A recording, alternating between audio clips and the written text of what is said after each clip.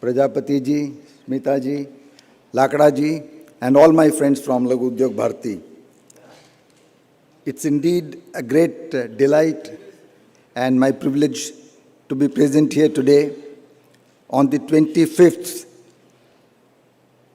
anniversary and celebrations of the great Laghu Udyog Bharati, which is right now in the forefront for the development, evolution, and obviously progress of micro, small, and medium enterprises in the country. The topic of environment is today occupying possibly the highest priority in the minds of policymakers in the country as well as outside of the country. If we see the thinking of our beloved leader Modi ji, we will find that in the last term, he exhorted all of us to go for Swachh Bharat, and he gave us Swachh Bharat Abhiyan. I was one of the first speakers once this particular Abhiyan was launched in Ahmedabad. And before going over there, I tried to find out what exactly is the meaning of the term Swachh. Swachh, as a matter of fact, has to be broken into two parts, Su and Ach. Then you naturally are tempted to ask, what is Ach? And in Sanskrit, Ach or Acha or whatever we maybe tried to maybe translate it as means pious, pure, clean. And Su means the best in the cleanliness. So Swachh as a term is a lot more than only probably looking at the toilet. It covers हमारे तन, मन, धन सब में स्वच्छता लाने की जो ये बात है, तो ये एनवायरनमेंट को हमारे जीवन के साथ जोड़ता है. अगर हम इकोनॉमिक हिस्ट्री देखें दुनिया की, तो we will find that the first modern economist of the world is nobody other than Kautilya or Chanakya. This is something which may be a matter of delight for all of us, that when he wrote Arthashastra, it possibly was the first document of its kind in which everything concerning economics, politics, and morality, ethics, everything was covered in Arthashastra. Adam Smith, the founder of modern economics by the Westerners and called as a person who gave a lot of theoretical support to industrial revolution, promoted the term capitalism. And believe me or not, capitalism means pure profit. Capitalism मतलब जो है पूंजीवाद का अर्थ ही यही है, शुद्ध लाभ.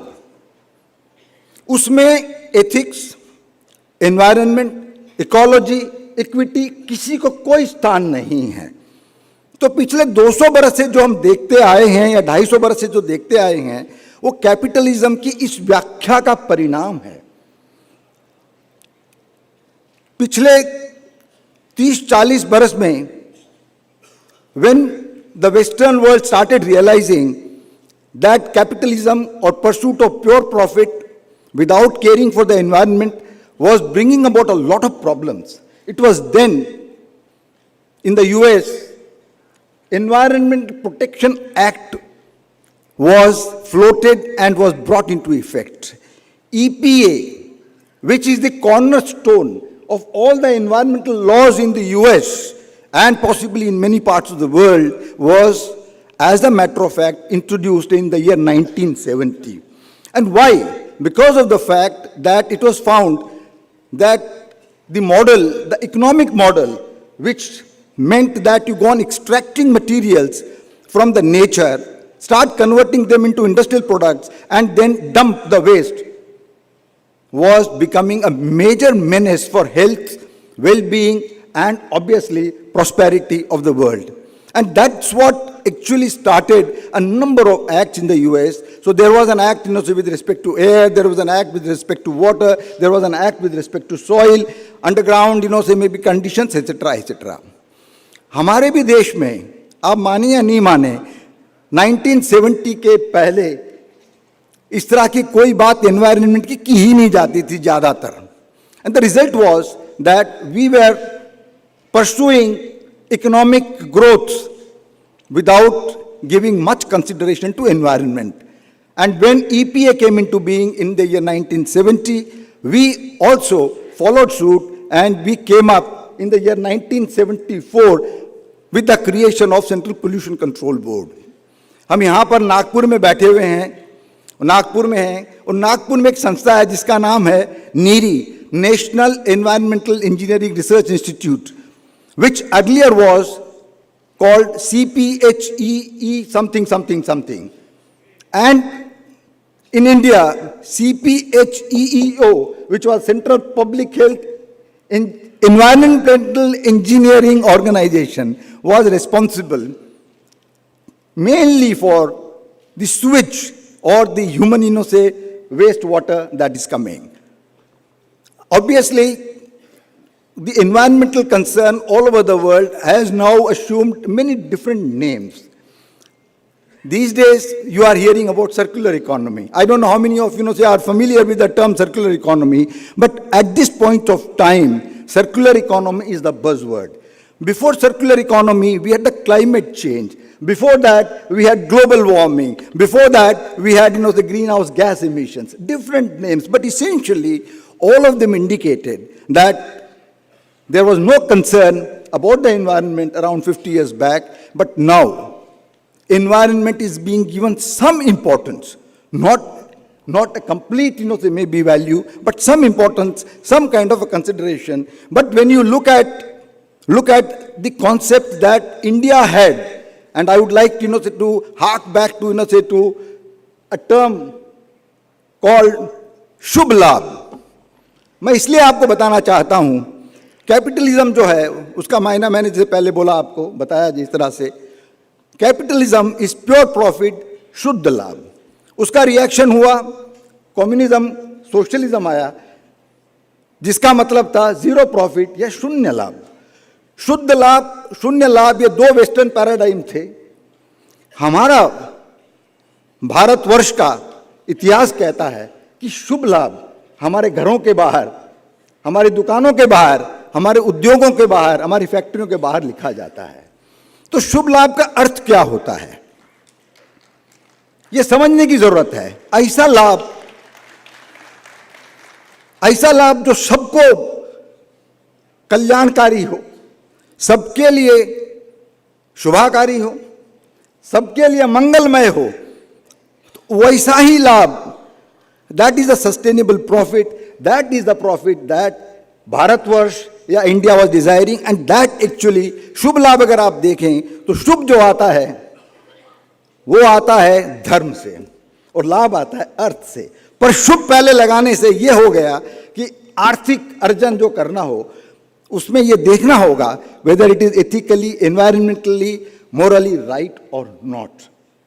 तो ये चीज मैंने आपको इसलिए बताई कि एनवायरनमेंट का महत्व, दूसरे लोगों का महत्व, नेचर का महत्व, हमारी धरती का महत्व, ये सब पहले हमारे यहाँ पर आर्थिक प्रवृत्तियाँ जितनी भी थी उसमें ये सोचा जाता था. मुझे बड़ा आनंद हुआ, मैं आज ही अमेरिका से आया तो मैंने मोदी जी के भाषणों की कई एक्सर्ट्स सुनने की आज कोशिश की.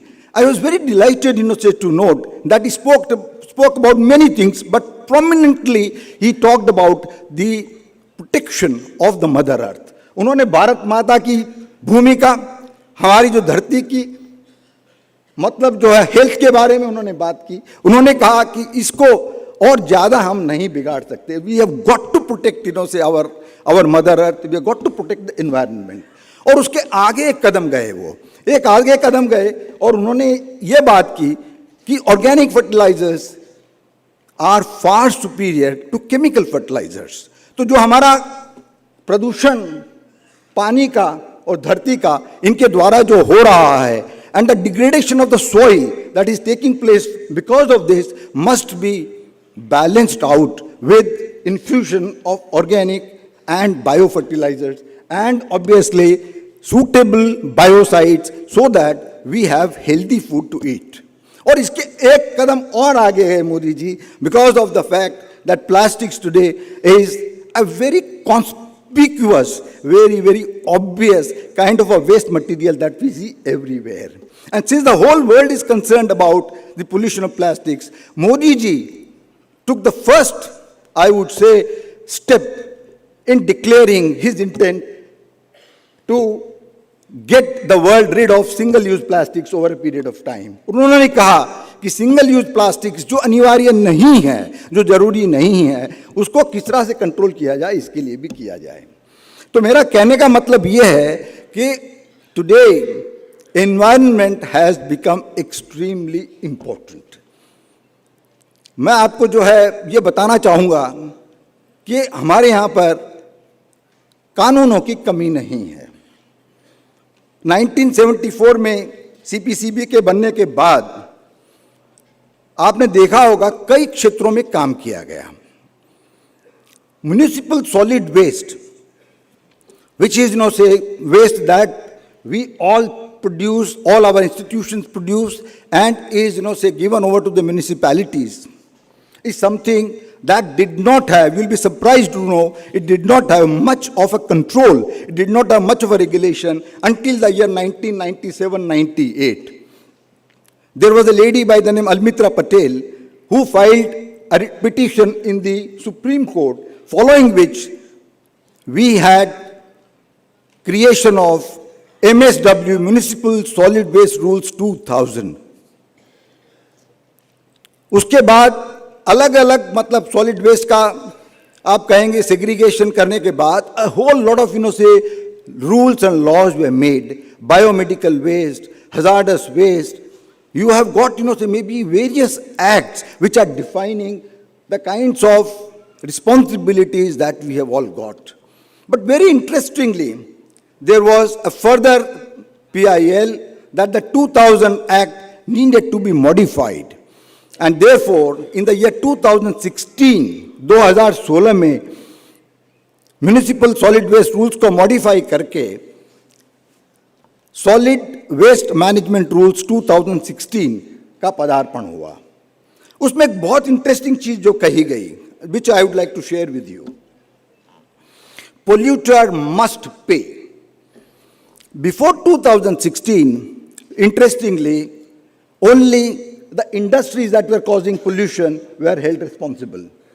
But after 2016, each one of us is responsible for the waste that we generate, we produce, and we throw. Polluter pay principle is an all-encompassing act, and it is putting responsibility on all people that are there in the chain. The waste generator, like you and me and the factories or the institutions of the government. Then you have got the local governments and you've got the municipalities and people like them. Bureaucrats sitting, say, in their chambers. Politicians enacting, say, various things. All of us are responsible and we have got to pay.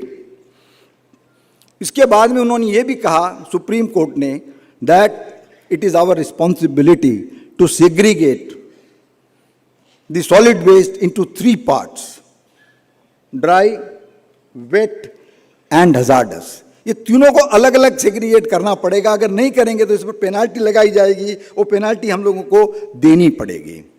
और इसी तरह से उसमें जो और दूसरे जो waste हैं उनके लिए अलग अलग रूल बनाए गए, जिस तरीके से plastic waste management rules, C&D waste. You will be surprised to know that construction and demolition waste is constituting around 20 to 25% of the total. उसके लिए अलग रूल नहीं थे, उसके अलग रूल बनाए. बैटरी वेस्ट के लिए बनाए, इलेक्ट्रॉनिक वेस्ट के लिए बनाए, बायोमेडिकल वेस्ट के लिए बनाए और हजार्डस वेस्ट के लिए. इस तरह के हर एक के अब रूल्स बने हुए हैं. The point that I am trying to make to you is that there is no dearth of rules and laws in respect of various types of waste: industrial, institutional, domestic, municipal. There are already rules, there are already laws, and there is an empowerment to the local governments or the law implementing authorities to impose fine and to take suitable action. सरकार से हम लोग और क्या आशा रख सकते हैं? सरकार से दूसरी आशा ये भी कर सकते हैं कि are there any programs which have been looked into? And you'll be delighted to know that the government has come up with many schemes which are absolutely connected with the waste. आप लोगों ने सबने देखा होगा कि हमारे यहाँ करीब 30 करोड़ गाय, भैंस और दूसरे पशु हैं, 30 करोड़ काउज एंड बफलोस. कितना गोबर आता है. इसी तरीके से we have got a whole lot of the food waste and say obviously the wet waste and then we got the plant waste. तो इन सबको जो जोड़ते हुए government of India came up with the scheme which is called Gobar Dhan, GOBAR, galvanizing organic bio-agro resources into Dhan. Gobar Dhan is a scheme which is aimed at converting all these organic waste into wealth. एक दूसरी बढ़िया scheme बनाई जो आप मेरे ख्याल से जो उद्यमी हैं उन लोगों के लिए शायद ये फायदे की बात हो. इस प्रोग्राम का नाम है सतत, SATAT, सस्टेनेबल ऑल्टरनेटिव्स और sustainable alternative technology for affordable transportation. आप मुझे पूछेंगे सतत क्या है? Now Satat is a scheme which is meant for the production of biogas और bio CNG for use in the transport vehicles. तो ये स्कीम इतनी बढ़िया स्कीम बनाई हुई है सरकार ने, जिस स्कीम में they have specified that if you put up your plant, then for next 20 or 25 years, oil companies will be obliged to buy that particular CNG or natural gas at a designated price of around 45 rupees to a kilo. एक दूसरा waste है, industrial waste, जिसका नाम है fly ash. Thermal power plant से निकलने वाला ये वेस्ट 250 मिलियन टन हर साल निकलता है. 250 million ton of fly ash comes out of thermal plants. Around 10, 15, 20 years back, this particular waste was a big menace. But then, Government of India came up with fly ash mission with the idea of putting this particular waste material into productive use. And what do you find? That out of 250 million tons, roughly half, that is 120 million tons, is today converted into various types of building materials like blocks or pavers, or it is going as a blending in cement to the tune of 30 to 40%. तो जो waste एक था fly ash, वो आज की तारीख में बहुत बढ़िया मतलब जो है तरीके से इन सब चीज़ों में उपयोग में लिया जा रहा है. कचरे से कंचन आप कहें, व्यर्थ से अर्थ कहें, ये एक सही उदाहरण है. उसकी वैल्यू आप मानिए कितनी होगी? अगर आप कहेंगे 120 मिलियन टन, तो इसकी कीमत जाकर होती है 40,000 करोड़ रुपये. अगर पूरा का पूरा कन्वर्ट हो जाए तो you are looking at something like a lakh crores of rupees. Now something that so many people have not been able to capture. और आप लोग चूंकि एंटरप्रेन्योर्स हैं, उद्यमी हैं, परिश्रम करना चाहते हैं, सच्चाई ईमानदारी से मेहनत करना चाहते हैं, और उसके बाद में you naturally want to create a great say a country. आपको जानकर ये खुशी होगी कि फ्लाई ऐश एग्रीकल्चर के लिए भी एक तरह से अमृत है. फ्लाई ऐश के जो ट्रायल हुए हैं, you'll be pleased to know that fly ash has proved in various types of crops within the country, NTPC, or you talk about other thermal power plants, and they found that the productivity increases by 15 to 25%.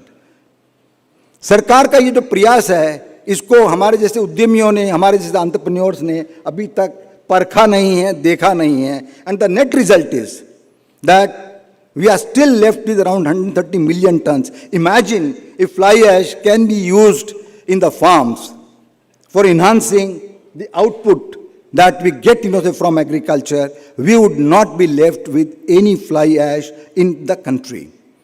Fly ash को अगर forest में use किया जाए तो क्या हो? You will be again pleased to know that there is an increase in the wood growth or woody mass growth by 15 to 20%. तो कहने का मेरा भावार्थ ये है कि सरकार ने कई मतलब इस तरीके की योजनाएं बनाई हैं जो इस तरह के काम में हो सकती हैं। आप लोग सब, you are all running, say, small, medium or micro industries, and naturally you are tempted to ask what happens to the waste that we generate. जैसे प्लास्टिक इंडस्ट्री है, प्लास्टिक इंडस्ट्री अगर अपना वेस्ट जनरेट करती है, I would say 90% of plastics are recyclable. Plastic industry can therefore recycle all the waste that they generate by careful handling, segregation, etc., etc. If you look at textile industry, for example, within textile industry there are various types of waste, starting, say, from spinning to weaving to processing, and there are, believe me or not, technologies available which can help you in handling that and converting it to something that can become useful. I don't know how many people have heard about cleaner center or cleaner production centers.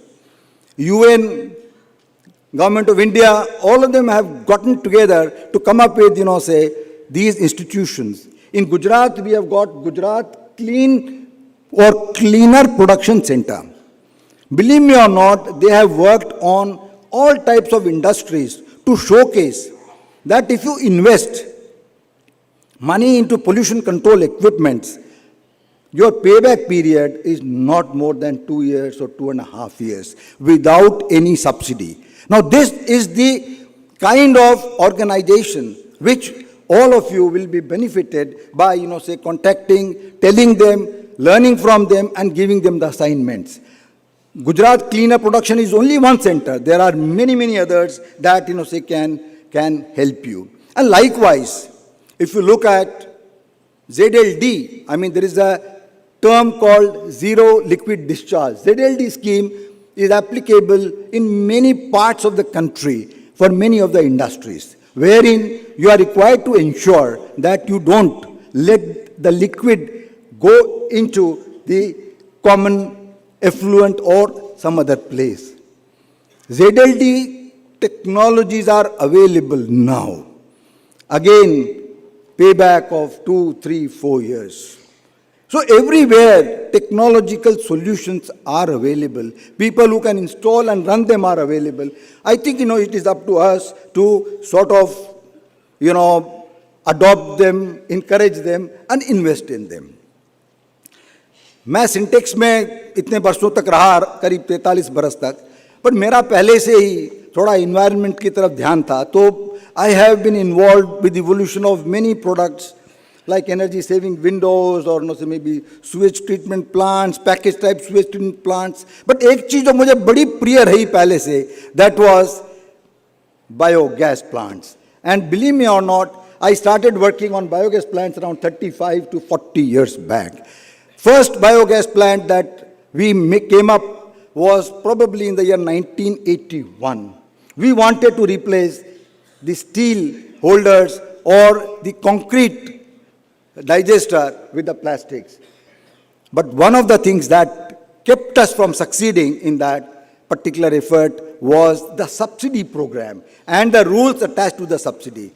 Net result, we had to withdraw the product after 2-3 years. But then we reintroduced, while I was at Syntex around 4-5 years back, and we came up with the first prefabricated biogas plants. मैं वापस biogas plants के बारे में क्यों करना चाहता हूं बात, वो इसलिए कि this is one resource that is available in plenty. मैं एनडीडीबी में गया और मैंने एनडीडीबी जो हमारी डेयरी उद्योग की, आप कहेंगे कि माता समान है और करता धरता है, वहां जाकर मैंने बात की. मैंने कहा आपके इतने फार्मर्स हैं कोऑपरेटिव में और दूसरी जगह, why don't you start providing biogas plants to them? We can work out the terms because the payback period in the biogas plant is not more than 2 years. And I was surprised, and I must share it with you. I was surprised because the authorities over there said, our main aim is to maximize milk production and various products out of milk.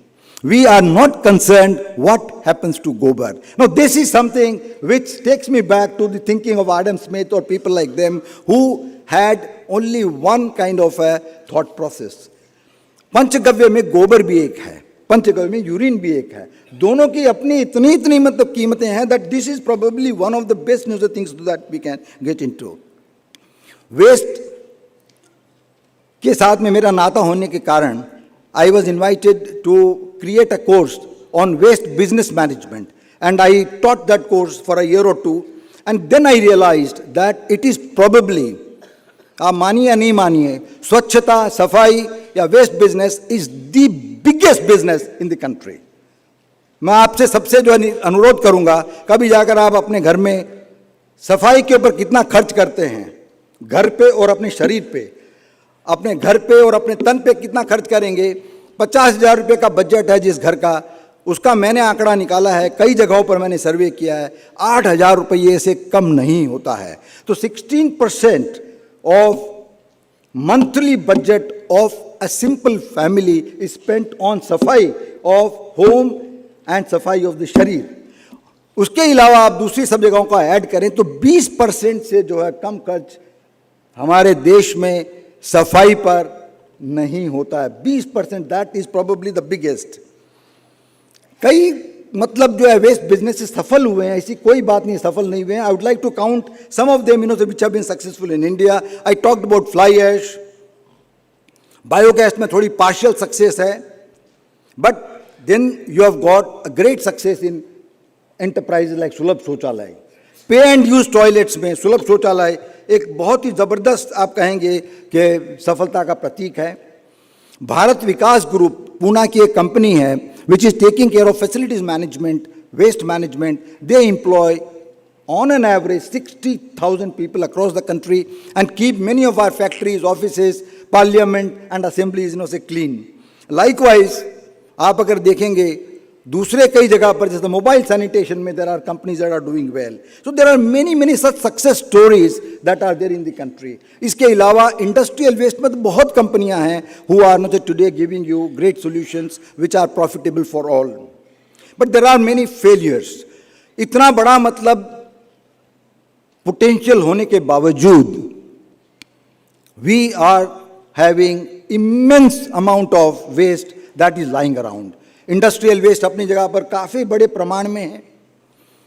Animal waste 2 से 5% शायद treat होता होगा, 95 to 98% is untreated. It just goes say may be to pollute our atmosphere, our water bodies and all that.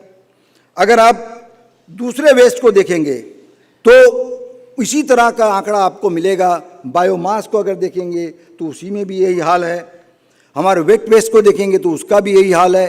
Plastic waste देखेंगे तो उसी का भी जो है मतलब 20-30% कुछ होता है। पेपर में देखेंगे तो 40% होता है। तो there is a whole lot of say may be kind of waste that is lying unutilised, unused, converted into wealth. तो what are the reasons? It's worthwhile asking. Laws are there, programs are there, funds are there. Why are we not in a position to take care of it? We are very well aware that living in dirty surroundings is not, maybe something that is good. हमारे जो waste water है, central जो sewage treatment plant कहते हैं, they are covering only 25 to 30%, 70-80% ऐसे के ऐसे ही है। अब हम टॉयलेट्स बना रहे हैं, इंडिविजुअल टॉयलेट बना रहे हैं। How many of them have got facilities for proper treatment? You would maybe naturally find them not to be to very high. So what exactly is the reason? And some of the things that come to my mind I would like to share with you is that on many occasions subsidy जो है वो एक बहुत बड़ा deterrent और बहुत बड़ा अवरोध हो जाता है। मोदी जी हमेशा कहते हैं, मैं कई बार सुन चुका हूं उनको, मैं सब्सिडी नहीं देता, मैं सीडी देता हूं। तो सब्सिडी की जगह अगर आप फैसिलिटेट करेंगे, आप जो है सीडी दे, तो दैट मे बी से मच से better. Another thing that is responsible for this is work in silos in the government departments and the policy making bodies. मैं बायोगैस के लिए आपके साथ बात करूं तो बायोगैस हैंडल करता है MNRE। एग्रीकल्चर डिपार्टमेंट का उसके साथ में कोई वास्ता नहीं। फर्टिलाइजर किसके लिए निकलता है? एग्रीकल्चर के लिए। एग्रीकल्चर वालों को उसमें जोड़ा नहीं गया है। एग्रीकल्चर डिपार्टमेंट उसमें इंटरेस्ट लेता नहीं है।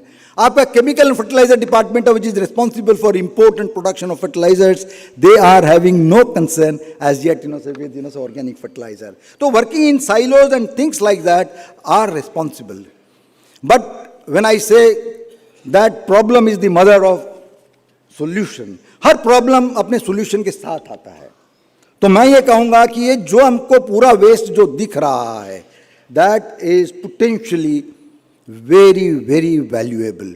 अगर हम मान लिया जाए कि फर्टिलाइजर में, जैसे कल मोदी जी ने कहा, फर्टिलाइजर के अंदर करें, कन्वर्ट करें, it is a 50,000 crores or 1 lakh crore kind of an opportunity, and that comes with many positive aspects. That comes with obviously better, maybe soil, healthier food, and as say Gadkari ji says many times, अगर हम जो है अपना request को सही तरह से convert करें वेल्थ में और सही तरह से उसकी तरफ बिजनेसेस बनाएं और उसको आने ही नहीं दें, तो 50% डॉक्टरों की छुट्टी हो जाएगी। तो वेस्ट का जो है हेल्थ से बहुत बड़ा कनेक्शन है। So we would be having a healthy and happy life if you can do that. इन सब चीज़ों को देखते हुए the question is what should be the way forward, what should we be doing, हम लोगों को क्या करना चाहिए। तो सबसे पहले तो मैं कहूँगा कि जो लो हैंगिंग फ्रूट्स हैं उन सबको हमें सबसे पहले अपने ध्यान में लेना चाहिए, और उसमें भी we have got many successful examples. We are required to share these successful examples with others freely so that they can become foundation for businesses across the country. जिस तरह से मैं बताऊं आपको कि फ्लाई ऐश, उसमें से मान लिया जाए कि अलग किस्म के प्रोडक्ट्स बन सकते हैं। फ्लाई ऐश वो सीमेंट का पर्याय बन सकता है। अभी काम जो चल रहा है सीमेंट को पूरा रिप्लेसमेंट करने के लिए फ्लाई ऐश के ऊपर काम चल रहा है। तो इस तरह की चीज़ें जो हैं लघु उद्योग भारती या किसी दूसरे प्लेटफॉर्म पे हम इकट्ठा करके जो है शेयर करें तो बड़ा अच्छा रहे। दूसरी एक चीज़ जो मैंने देखी, जो म्यूनिसिपल कॉरपोरेशन, लोकल बॉडीज़ सब मैंने देखी और मैं आपके साथ में जो है नेचुरली शेयर करना चाहूँगा, और वो है कि कॉस्टिंग की किसी को भी आइडिया नहीं है in the local government and the municipalities. अगर मैं जाकर कहूँ कि आप पानी सप्लाई कर रहे हैं, what is the cost of water पर क्यूबिक मीटर बेसिस इन नागपुर और इन बॉम्बे और इन हैदराबाद, बिलीव मी और not, they would not be having a clue on that. अगर मैं कहूँ कि सॉलिड वेस्ट है, इस सॉलिड वेस्ट को एंड टू एंड क्या कॉस्ट है ये बताइए पर टन या पर किलो, बिलीव मी और not, they have got no idea. Business जो है सिंपल भाषा में मैं आपको बताऊं तो business is profit. Profit is nothing but price minus cost. हर बिजनेस की शुरुआत, हर बिजनेस का आप कहेंगे कि फाउंडेशन, उसकी बेसिस कॉस्ट है। अगर हमको कॉस्ट ही नहीं मालूम हो तो किस तरीके से हो। तो अब जब हम म्युनिसिपल कॉरपोरेशन या किसी के पास जाते हैं कि साहब हम इस वेस्ट को हैंडल कर सकते हैं, उनको पता ही नहीं होगा कि साहब हमारे को तो 20 रुपये जो पर हाउस होल्ड होता है, आपको हम जो 15 रुपये देंगे, आपको 15 रुपये में कैसे हो सकता है सर, हमने कॉस्टिंग की इसकी 60 रुपया होती है। So there is no say idea, and that is why we are not able to take correct decisions. And as I said earlier, when you bring element of subsidy forever, I mean subsidy is okay in the beginning to prove a model, in the beginning to attract some people, but it should have some kind of a self-limitation. Subsidy must end. I have a small suggestion, say that we should recommend to the government, if subsidy is given, then it should have a terminal period and it should be split and reduced every year. आपने अगर मतलब शुरुआत की 30% subsidy देंगे, अगले साल जो है उसकी 24, उसके अगले साल 18, ऐसे करते करते it should be made zero. If that happens, then everything goes into kind of a proper mode, and people start maybe looking at it in a manner that they should become more efficient. आप लोगों को पता भी है कि आजकल अलग अलग तरह के बिजनेस मॉडल्स बन रहे हैं.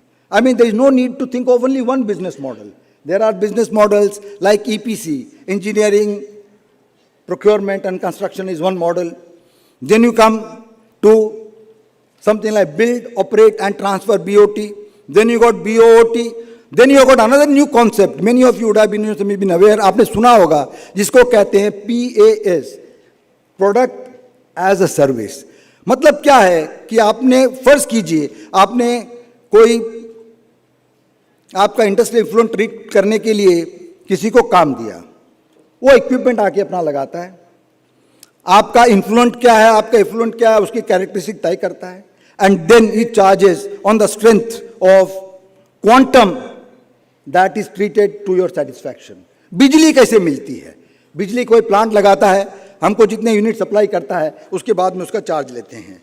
तो इस तरीके की चीज़ें करने से what would happen is that we would be coming up with many say new business models, and entrepreneurs like you can really say benefit from that. Amongst the lowest hanging fruits that I would like to say, one is the biogas, bioslurry, which is coming out of the biogas plant. Treated wastewater is a huge opportunity. हमारे नागपुर शहर में यहाँ पर there is a company called Vishwaraj, आप लोगों को पता होगा, गडकरी जी कई बार बात करते हैं कि थर्मल पावर प्लांट है that required a whole quantum of say water, पानी नहीं मिलता था, तो उन्होंने नागपुर के पास यहाँ के सुएज को ट्रीट करके उस प्लांट को देना शुरू कर दिया। There is a gain for everybody, there is a gain for the citizens, there is a gain for the municipal corporation, and there is a gain for the thermal power plant. Gujarat is the first state to come up with a policy called treated wastewater policy, TWW.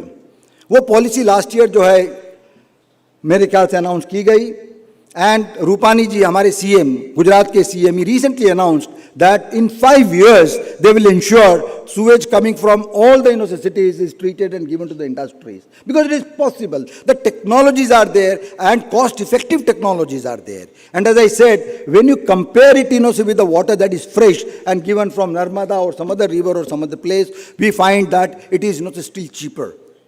Israel is the country which many of us say, many of us applaud. हम लोग बहुत बार Israel की बात करते हैं। Israel में पानी की अभी शॉर्टेज नहीं है।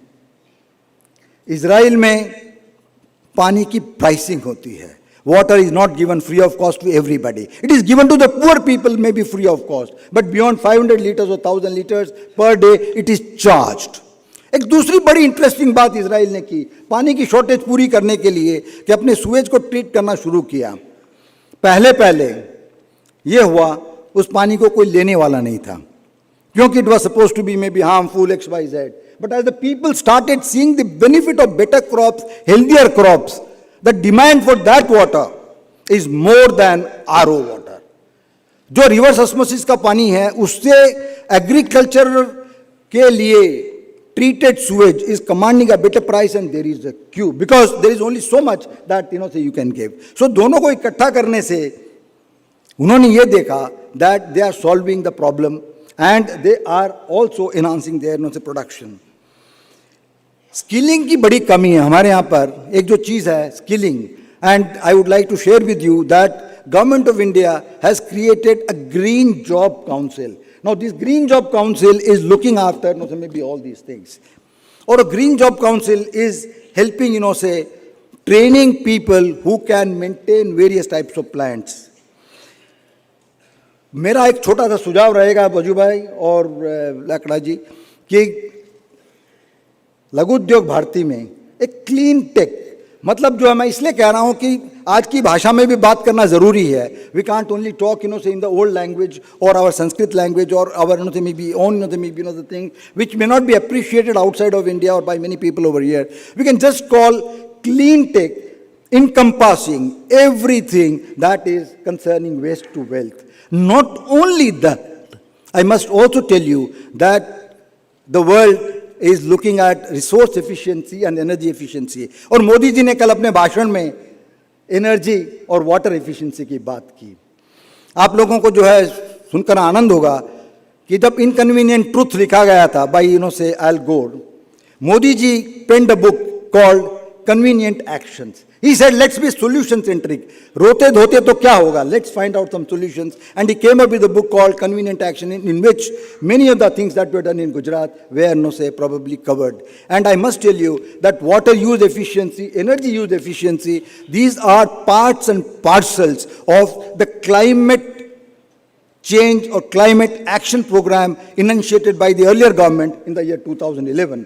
8 जो प्रोग्राम थे क्लाइमेट चेंज के, उसमें energy efficiency, resource efficiency and water use efficiency were there, and many of those things have been adopted. So when we talk about clean tech, this can certainly be, say maybe there is one of, say maybe important things. आज गडकरी जी आने वाले थे, अब कल आएंगे, और मेरा अनुरोध है लघु उद्योग भारती से, उनसे जरूर बात कीजिए कि एमएसएमई में भी क्लीन टेक शाखा का प्रारंभ करने का सोचें, क्योंकि मैं आपको इतना बता दूं कि बड़े बड़े प्लांट तो ठीक है लगते हैं, बट सूक्ष्म उद्योग और हमारे लघु उद्योग के लिए ये जो क्लीन टेक है, that is the most perfect fit. जहां आपका वेस्ट पैदा होता है वहीं पर उसको अगर ट्रीट किया जाए, वहीं पर उसको जो है it is converted into wealth, it is a win win situation. वो जो है काम इस तरह का है जिसमें लॉजिस्टिक्स वगैरह का सबसे कम प्रॉब्लम होगा. और आप माने या नहीं माने, जो वेस्ट आप देख रहे हैं वो एक तरह से लॉजिस्टिक्स का बहुत बड़ा प्रॉब्लम है. प्लास्टिक्स में पतली जो बैगें हैं उनको क्यों नहीं कोई उठाता है? अगर कबाड़ी वाला है या अगर rack picker, if he has to, to probably, work, say 8 hours for collecting, something like 2 kilos or 3 kilos of those, the thin bags, it is something that is not remunerative. And that is why it is a logistics issue. It is an issue of, say, our not adhering to the norms and, say, conditions imposed by Supreme Court. एक बहुत बढ़िया किताब है, Waste of a Nation. And I would recommend that, say you read that book. It is written by 2 foreigners. एक है उसमें robin Jeffrey, and दूसरे जो हैं somebody, say by the name Asha, say something. उसके 2 ही निष्कर्ष हैं. पूरी किताब के 2 निष्कर्ष हैं. वो निष्कर्ष क्या हैं? पहला, segregate the waste, and secondly, stop littering. Now that is what is the responsibility of each one of us, and if we can do that, we say certainly say can go a long say way. Waste management मेरे ख्याल से शुभ लाभ प्रवृत्ति का या उद्यम का एक प्रकार है. शुभ लाभ, और दूसरी तरफ आप देखेंगे अशुभ, और एक तीसरी तरफ देखेंगे तो आपको मिलेगा लोभ. आज जो एनवायरनमेंट में जो है पोल्यूशन क्रिएट किया जा रहा है by the industries and by many others, वो एक अशुभ लोभ का प्रतीक है. लोभ जो अशुभ है, दूसरों को भी नुकसान करता है. उस अशुभ लोभ से हमको शुभ लाभ की तरफ जाना, ये मुझे लगता है कि बहुत ही ज़रूरी है. और मैं तो इतना ही कहूँगा आपसे कि Laghu Udyog Bharati can take a great lead in this. There is no dearth of technologies, believe me or not. Correct costing, correct pricing, polluter pay principle, and this kind of a framework can certainly enable us for evolving models. There can be many models that can be done. I had, say before coming here, I was just trying to think of a few ideas, simple and big ideas that can become big business. मैंने तुमसे compile किया 25-26 idea हैं, उसका मैं 1-2 आपको बताना चाहता हूँ जो आपको अंदाज आएगा कि जो आउट ऑफ बॉक्स थिंकिंग क्यों जरूरी है. मैं कई लोगों से पूछता हूं, विराट कोहली इज ये क्रिकेटर और अ बिल बोर्ड? आप मेरे को बताइए, विराट कोहली की कमाई क्रिकेट से ज्यादा होती है या ads? He is a billboard. Sachin Tendulkar is a billboard. तो अगर हम बिन्स को बिल बोर्ड की तरह से इस्तेमाल करें तो किसी को पैसे देने की जरूरत नहीं है, एडवर्टाइजर ही पैसे देगा. मैंने एक्सपेरिमेंट किया, इसलिए मैं आपको बता रहा हूं, ये ठीक रहा, सफल रहा. मतलब जो आज प्रॉब्लम है, इसको एक बिजनेस में परिवर्तित करना बड़ा जो है आसान है. जब हम वेस्ट की बात करते हैं तो 1-2 और चीजें मैं आपको जो बताना चाहूंगा कि कई लोगों ने गवर्नमेंट की मदद के बिना भी जो काम किया वो अपने में एक श्रेष्ठ उदाहरण है जो हम लोगों को फॉलो करना चाहिए. गुजरात में there is a place called Dhoraji, and I think Vajubhai comes from Dhoraji. Dhoraji आप लोगों ने सुना होगा कि नहीं सुना होगा, is the greatest, biggest and the most successful plastic waste cluster of India. वहां पर सरकार ने कोई मदद नहीं की है, किसी तरह की सब्सिडी नहीं दी है. उसके बावजूद धोराजी में 1000 करोड़ रुपए की वैल्यू का उत्पादन हर साल होता है। 1 lakh ton plastic material processing होता है 100 रुपए के हिसाब से 1000 करोड़। पर मैं जब वहां गया मैंने 2-3 चीजें देखी। That the businessman over there were able to innovate and come up with very low cost machines that could cleanse, segregate and process plastics. I also found कि suppliers पूरे इंडिया के वहां की मंडी में अपने प्लास्टिक वेस्ट को बेचने के लिए आते हैं। और बड़ी इंटरेस्टिंग बात यह है, दिल्ली का वेस्ट है तो 15 रुपया, बंबई का है तो 16 रुपया, कोयम्बटूर का तो 18 रुपया, और अगर मान लिया जाए कि जो है उसको हम नागपुर का बोलें तो 12 रुपया। ये इस तरीके का तजुर्बा करने के बाद सारा का सारा सप्लाई चेन, सारा का सारा लॉजिस्टिक्स उन्होंने इस तरह से किया हुआ है कि वो अपने में एक एग्जाम्पलरी चीज है। And I don't see any reason why this kinds of clusters can not be created. Surat शहर में ट्रीटेड वेस्ट वाटर के लिए इतना एक जबरदस्त मॉडल बनाया हुआ है।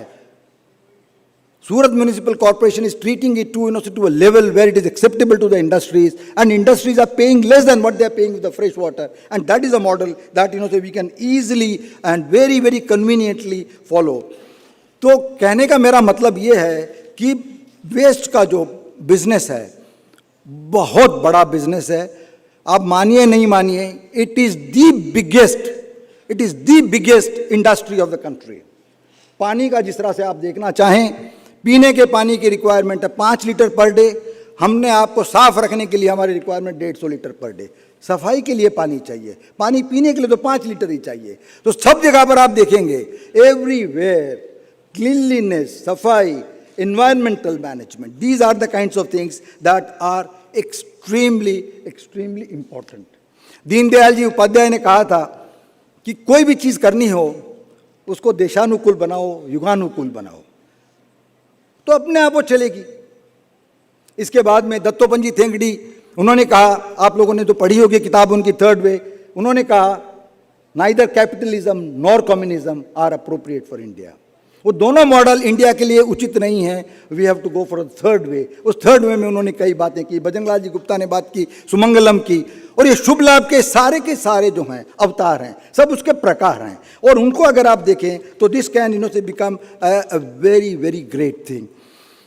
एक और चीज़ लास्ट में मैं आपको बताना चाहूँगा कि कई चीज़ें हम लोगों की नज़र में नहीं है, but they are suppose to be huge waste businesses. Leather industry, for example, which is 50,000 crores worth in the country. It is nothing. End of life, उसकी हाइट को कन्वर्ट करके in valuable products, today we are having a 50,000 crores industry. Woollen industry क्या है, तिरुपति के बाल वाले क्या हैं, ये सारी की सारी इंडस्ट्री अपनी अपनी जगह में, they are all conversion of one और the other waste into something that is valuable. तो ये सारे के सारे वेस्ट से अर्थ होते हैं। और एक लास्ट चीज which is very close to my heart, and that is in the context of the present crisis that we have got.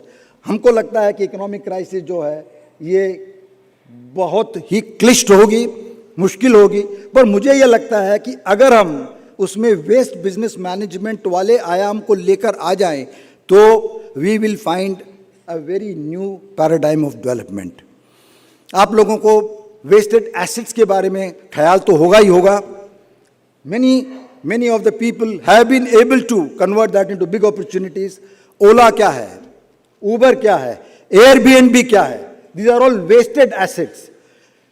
जो गाड़ियां खाली पड़ी रहती थी उन गाड़ियों को Uber की तरह जो चलाई जा रही हैं, ओला में कन्वर्ट की जा रही है। Airbnb है, अभी जो है मतलब ऑफिस के लिए भी इसी तरीके का स्पेस का जो है हो गया। तो sharing, renting, these are the new business models which are going to help us in converting wasted assets into useful assets. तो इन सब चीज़ों से प्रेरणा लेते हुए मैं आप लोगों के साथ में शेयर करना चाहूँगा कि ज़मीन की शॉर्टेज जब हम कहते हैं कि ज़मीन की चारों तरफ शॉर्टेज है, अपने आप को पूछो सचमुच है कि नहीं है। Government of India Modi ji के आने के बाद में उन्होंने सब पब्लिक सेक्टर अंडरटेकिंग की ज़मीन का पूरा मुआयना किया। Technology is available, so even if say may be The enterprises did not give the idle land. उन्होंने पूरा कैप्चर कर लिया और कैप्चर करने के बाद में उसको कंपाइल किया. 10 lakh acres is lying idle. It is wasted with the public sector undertakings of the central government alone. Add to that the state government undertakings, add to that panchayat, add to that others, and you would have probably 40 to 50 lakh acres of land that is lying unused. It is going to be wasted in time to come. तो जब इतनी जमीन हमारे पास पड़ी है तो उसमें क्या कंस्ट्रक्टिव क्रिएटिव एक्टिविटीज अलाउ नहीं कर सकते without changing the ownership? It will be a new paradigm. अगर हम उसमें मकान बनाएं, उसमें स्कूलें बनाएं, उसमें प्राइमरी हेल्थ सेंटर बनाएं, स्पोर्ट्स के लिए कुछ बच्चों के लिए बनाएं, बिलीव मी और not, it will be a great activity. ज़मीन हमारे यहाँ पर कुछ नहीं कर रही है. तो इसी तरीके के वेस्टेड एसेट्स का जो अगर हम यूज करेंगे तो I think it will be creating a huge amount of wealth and will give us a very different kind of a perspective. Wasted talents is another thing, which I would like to talk to you about.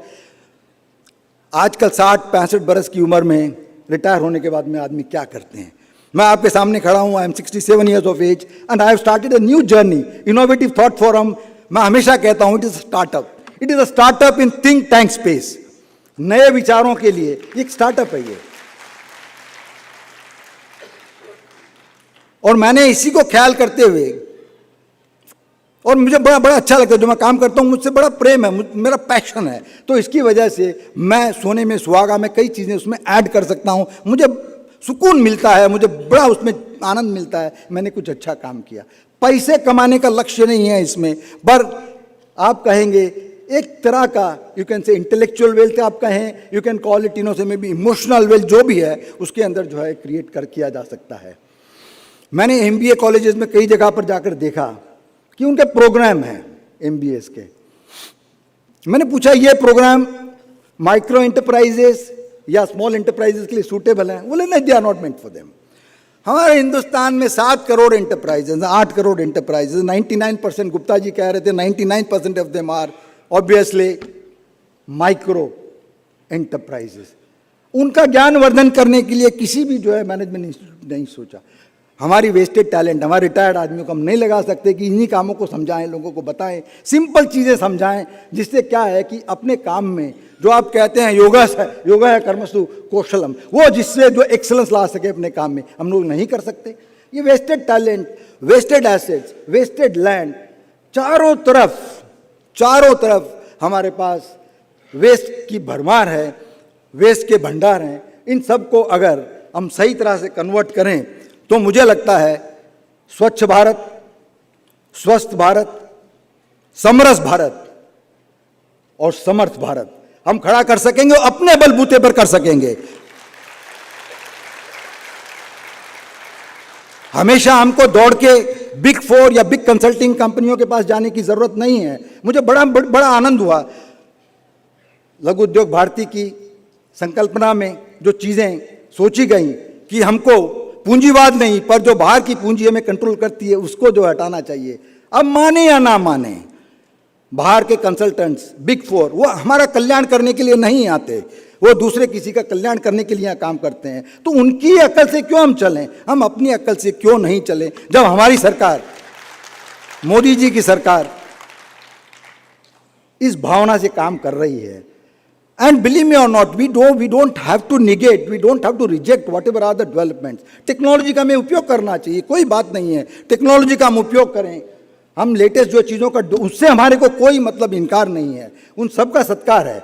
But उसको हमें युगानुकूल और देशानुकूल बनाना बड़ा ज़रूरी है अगर हमको sustainable, healthy, hefty and happy development अगर चाहिए. क्योंकि जीवन में जाकर अंत क्या है?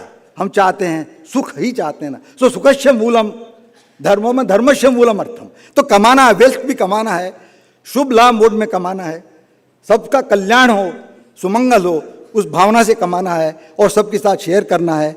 Knowledge is not a preserve, knowledge is not a kind of a captive thing of somebody who's invented. वो समाज के उपयोग के लिए जो करना चाहिए, दूसरों के उपयोग के लिए अगर करना चाहिए, और दूसरों के जो है देश के लिए, मैं तो कहूँगा विश्व के भी जो कल्याण के लिए और उदय के लिए में इस्तेमाल करना चाहिए. और इन्हीं सब चीज़ों से प्रेरणा लेते हुए मैं कह रहा हूं there is nothing like waste in the world, every waste is a resource at wrong place.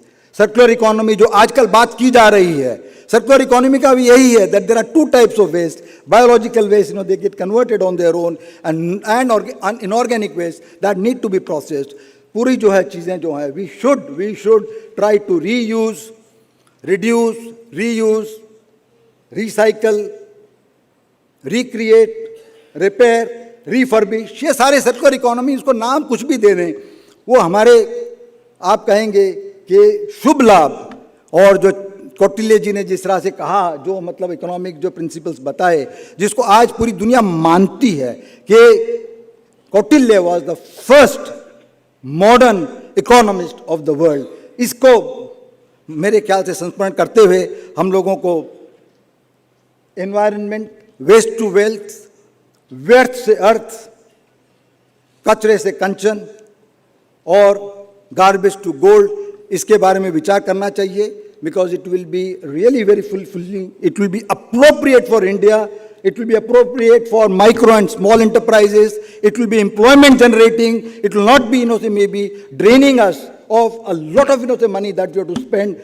I did not touch upon, the energy part, wherein, when you convert, for example, waste into, into electricity or power, combine that with solar, we can have decentralized, distributed, cost-effective, affordable kind of power supply, which will transform our country. हमारे छोटे उद्योगों के लिए, हमारे micro उद्योगों के लिए, हमारे गाँव के लिए, हमारी जो है छोटी-छोटी जो है मतलब छोटी-छोटी एरियाज़ के लिए, गरीबों के लिए, affordable access to energy, renewable energy, clean energy, which will be healthy, which will not be causing the pollution, which will not be causing maybe other ill effects of health, is something that will be great. And at the end, I would like to thank Laghu Udyog Bharati for giving me an opportunity to share my thoughts. And as I said, Innovative Thought Forum is an India-centric thinking plus pilot action platform. So keeping that in mind, मैंने एक छोटा सा गुरुकुल भी शुरू किया है, जिसका स्वच्छ भारत गुरुकुल, ITF गुरुकुल, जिसमें पैसे का आदान प्रदान नहीं, सिर्फ आइडियाज़ का, ट्रबल्स का, प्रॉब्लम्स का, सॉल्यूशन का आदान प्रदान हो, और हम सब मिलजुल कर भारत को एक समृद्ध और परम वैभवशाली देश बनाएं। इसी के साथ भारत माता की जय, वंदे मातरम। Thank you.